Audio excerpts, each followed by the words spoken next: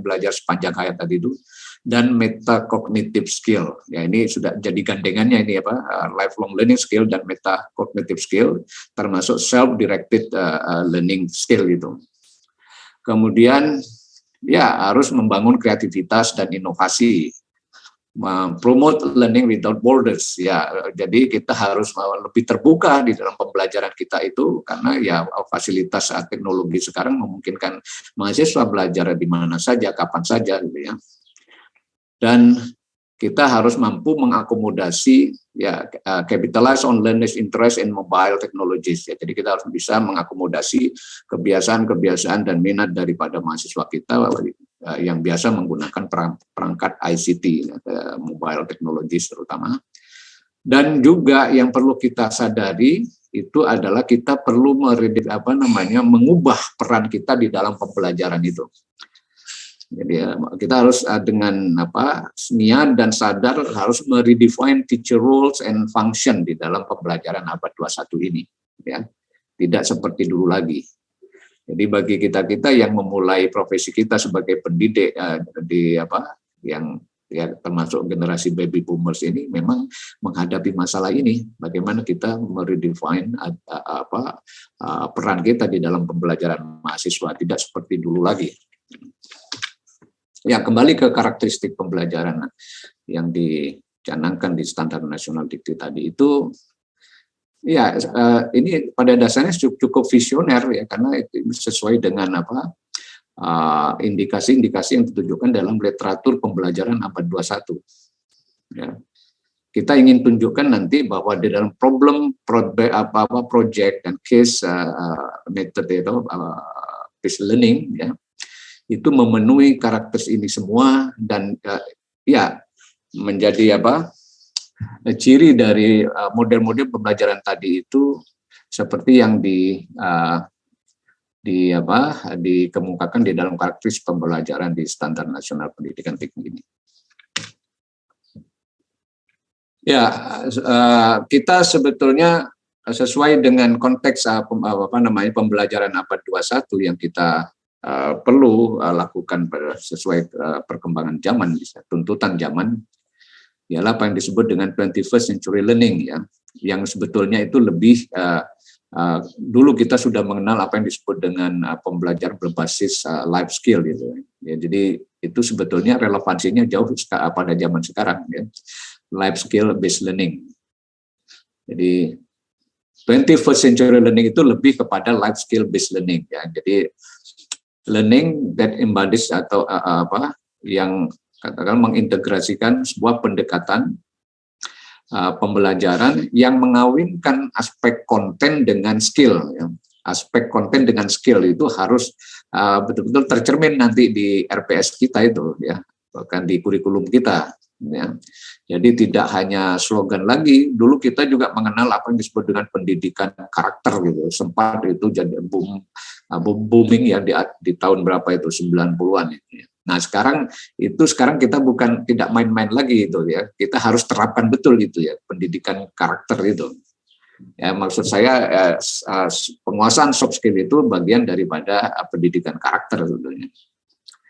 Jadi kita tidak hanya berorientasi pada konten semata sekarang itu. Ya, learning yang memungkinkan mahasiswa mengembangkan 21st century life skill ketika mereka terlibat di dalam pembelajaran aspek konten gitu ya. Jadi ketika mereka belajar tentang konten sekaligus pada saat yang sama mereka membangun soft skill atau life skill yang kita sebutkan tadi itu. Nah, gimana merancang pembelajaran yang seperti itu? Lagi-lagi ujungnya kita disarankan menggunakan model project, problem, dan case. Itu sebetulnya. Ya, kurikulum ke depan itu tidak lagi menekankan pada aspek knowledge dan technical skill, tetapi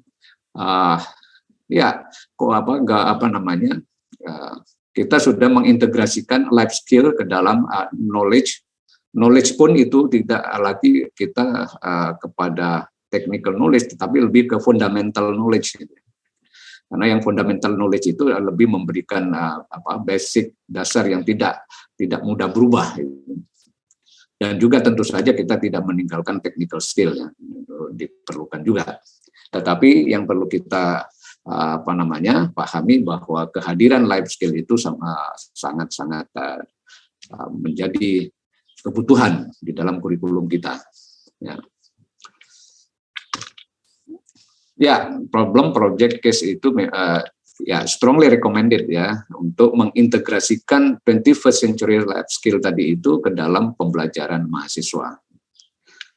Baik, kita ya ini sebetulnya bukan barang baru di benak Bapak Ibu bahwa ya ketika kita berbicara tentang problem project dan case based learning itu saya katakan tadi ini dalam base ya. Jadi kalau kita merancang pembelajaran ketiga model itu, kita harus menggunakan sintaks seperti model-model penelitian gitu jadinya. Baik, ya ini aktivitas belajar di dalam PBL, case method atau project based method itu, ya mahasiswa selalu belajar dalam kelompok ya, student in group. Ya, itu merupakan keniscayaan ya. Dan ya kita menggunakan istilah yang lebih tegas team based gitu ya. Tapi itu ketika kita menerapkan model-model saintifik itu yang problem project dan case itu keniscayaan mahasiswa belajar dalam kelompok ini. Dan mahasiswa itu belajar menggunakan pendekatan self-directed learning, itu juga keniscayaan.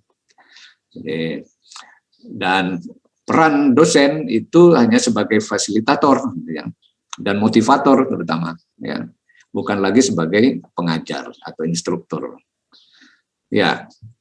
Jadi di dalam ketiga model itu mahasiswa selalu dalam kelompok bekerja sama, kemudian self directed learning belajar mandiri, kemudian dosen hanya memfasilitasi dan membimbing dalam tanda kutip dalam skala terbatas, kemudian juga sebagai motivator ya.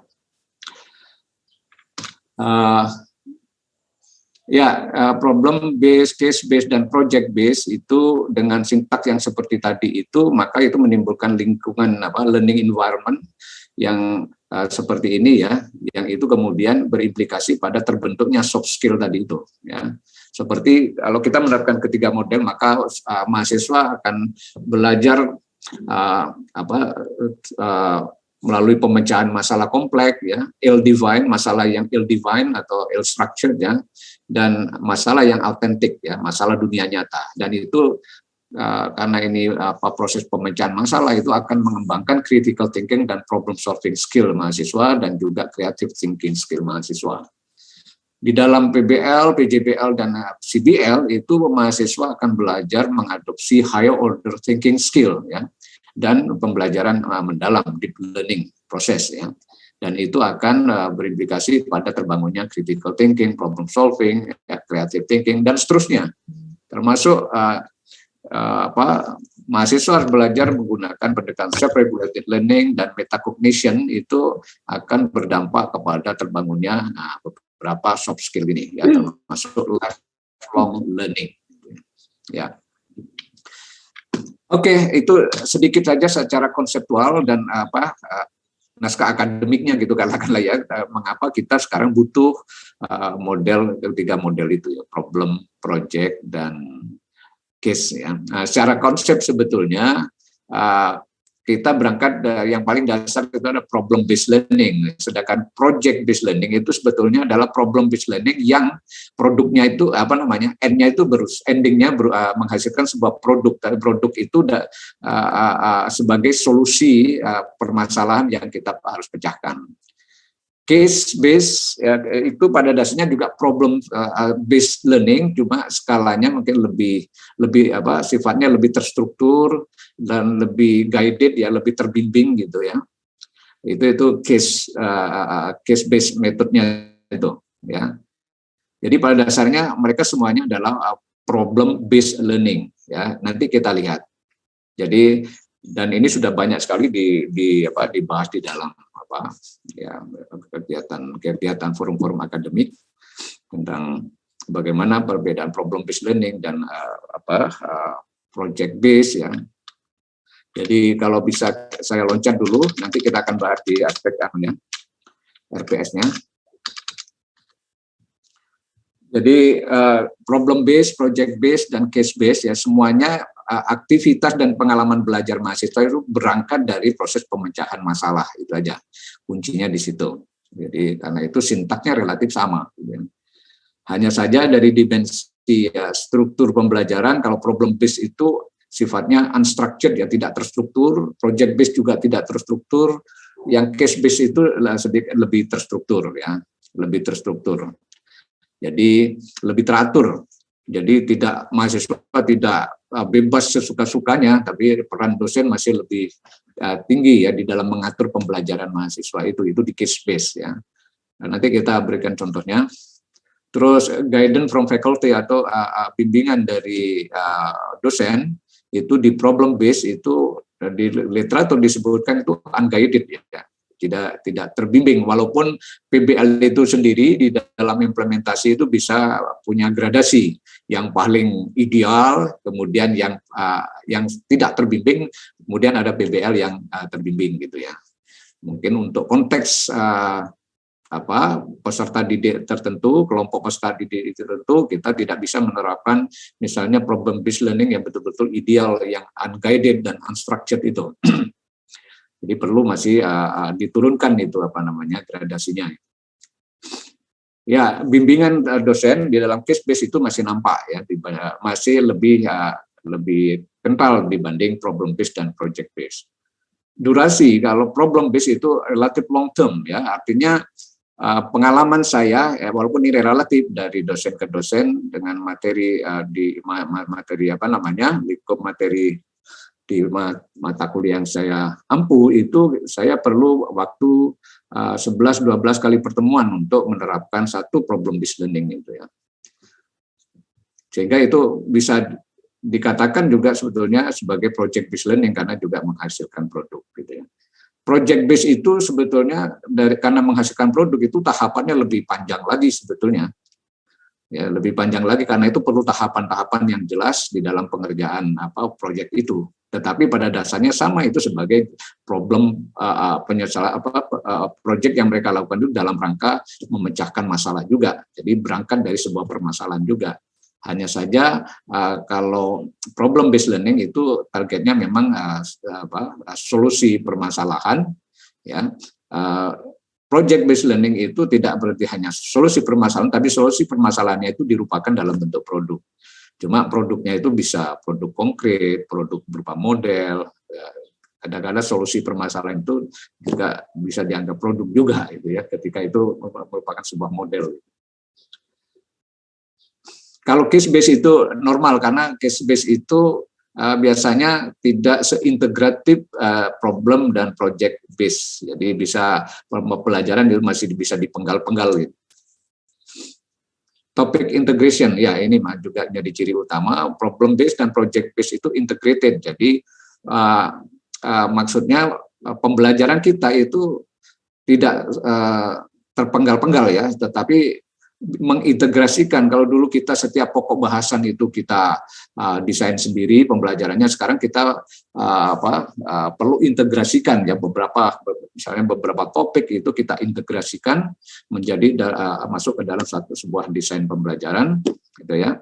Karena itu tadi disebutkan di karakteristik pembelajaran itu di standar nasional tadi itu terintegrasi, holistik gitu ya, kemudian tematik. Nah, jadi tematik holistik itu memungkinkan kalau pembelajaran kita itu bersifat terintegrasi ya, bukan sepenggal-sepenggal setiap pokok bahasan gitu. Kemudian less integrated, untuk case base itu less integrated ya, atau bahkan bisa separated. Jadi tiap pokok bahasan bisa kita bekerja dengan case gitu ya. Dan motivasinya case ini sebetulnya kalau melihat ini sebetulnya dipacu kebijakan Merdeka Belajar Kampus Merdeka itu yang kita berusaha membawa mahasiswa itu lebih dekat dengan dunia nyata sesuai dengan profesi yang mereka ingin masuki nanti. Sehingga kita tidak berbasis kelas, berbasis buku saja, tetapi menarik permasalahan nyata itu ke dalam pembelajaran mahasiswa. Jadi itu. Kemudian end produknya, problem base itu berupa open-ended problem solution. Jadi solusi permasalahan tetapi sifatnya masih open-ended, ya, terbuka, bukan solusi final. Ya, jadi begitu kompleksnya permasalahan yang harus dipecahkan sehingga tidak ada tidak diformulasikan ada satu solusi yang dianggap final, yang dianggap paling benar, dianggap benar. Bukan 1 + 1 sama dengan 2. Jadi jawaban 2 itu hanya satu-satunya jawaban yang benar, tidak seperti itu, ya. Karena permasalahan tadi bersifat kompleks. Project base itu sama sebetulnya, itu open-ended problem solution tapi dirupakan dalam bentuk produk atau artefak, ya, sebagai solusi permasalahan. Karena itu tadi waktunya agak panjang biasanya untuk project base itu. Case base itu karena agak longgar, ya, lebih terstruktur, lebih guided, kemudian less integrated misalnya, maka biasanya solusi yang dihasilkan itu relatif close ended, ya. Jadi terbuka tapi mungkin masih tidak karena tidak sekompleks problem base maupun project base gitu, ya. Sehingga memungkinkan kita menerapkan case base itu pada pembelajaran yang sedikit tidak terintegrasi, ya. Bisa bekerja di masing-masing pokok bahasan misalnya. Oke, kita sekarang langsung saja ke aspek implementasinya.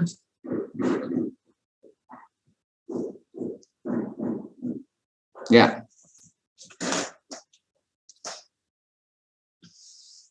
Jadi mungkin ini yang penting bagi kita supaya kita memperoleh gambaran tentang bagaimana implementasinya di dalam perancangan perkuliahan atau pembelajaran. Oke. Sebentar.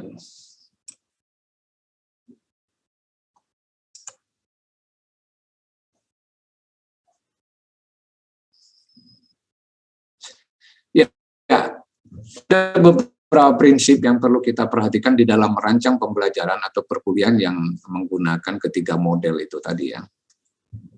Yang pertama, capaian pembelajaran atau learning outcome, ya, terutama pada level mata kuliah CPMK, itu dirumuskan secara holistik tadi, yang mencerminkan integrasi aspek knowledge, HOTS, ya, high order thinking skill, dan generic skill tadi itu, ya. Generic skill yang diharapkan. Jadi kita harus mampu merumuskan tujuan-tujuan pembelajaran yang mencerminkan ketiga komponen ini. Aspek knowledge-nya sendiri, kemudian high order thinking skill, dan juga generic skill, ya, yang dibutuhkan tadi untuk membangun kemampuan beradaptasi mahasiswa yang sangat dibutuhkan di zaman ini.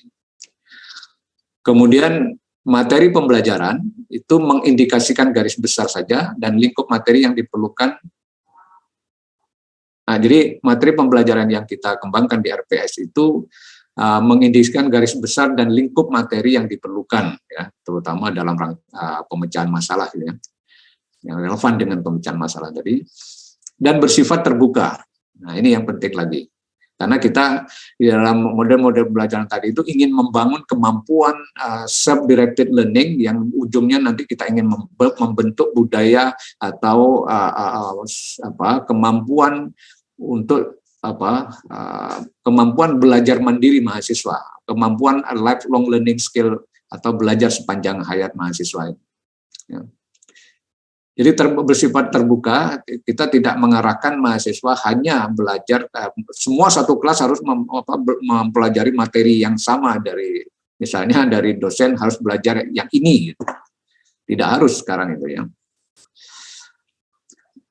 Karena ya di zaman sekarang mahasiswa sudah bisa mengakses sumber-sumber belajar secara terbuka, ya, dan free lagi gitu ya, sehingga mahasiswa tidak perlu dibatas-batasi lagi gitu ya. Konstruksi permasalahan ya yang akan dipecahkan itu harus bersifat otentik, open-ended, kompleks, integratif, tematik, dan ill-structured. Ya, ill-structured itu artinya permasalahannya itu memang tidak terlalu banyak dijelaskan ya, sehingga detail, sehingga jelas gitu ya. Kita memang sengaja mendesain seperti itu supaya mahasiswa terbuka kreativitas dan critical thinking skill-nya itu. Kemudian kegiatan belajar itu harus mencerminkan aktivitas problem solving, self-directed learning, work in group ya atau team ya, class presentation ya.